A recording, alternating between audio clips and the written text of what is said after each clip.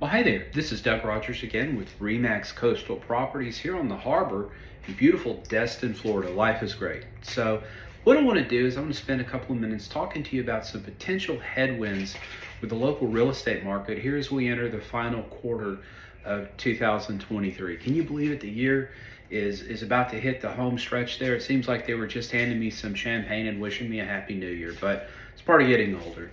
Anyway, the first potential headwind we have, and we've experienced this for about a year now, is just interest rate uncertainty. So, as of this recording, rates are, either kissing 8%,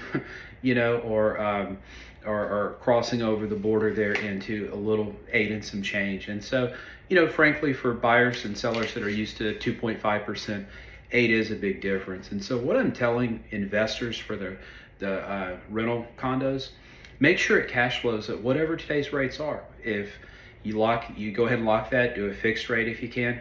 And in a year and a half, if rates go up, who cares? You've locked in, you've proved that it could cash flow at whatever the current rate is, and so you'll be fine.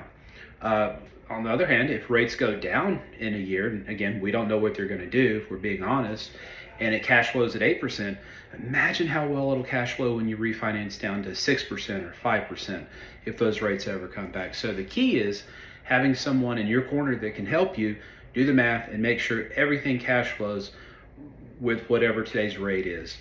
Another thing we're kind of struggling with or dealing with these days is just a lack of inventory.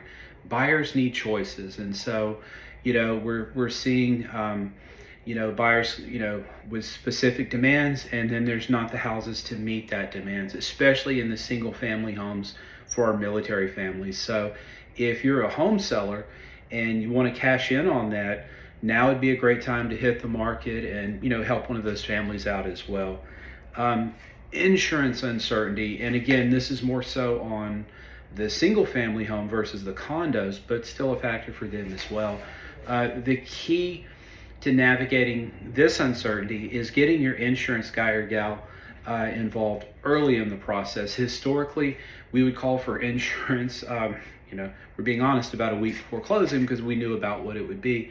The last couple of years, it's really paid dividends for my clients to talk to that insurance guy or gal up front, and again, get a local person up front, and so that way we can factor in that number from the start and there are no surprises. But again, if you need referrals for great local people, that's what I'm here for.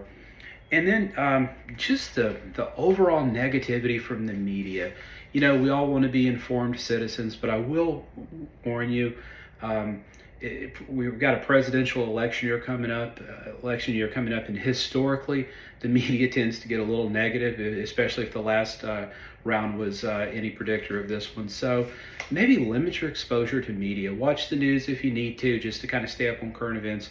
But to sit there for 2, 3, 4 hours and watch CNN or Fox News or MSNBC, it's more entertainment based, and they tend to focus on the negative.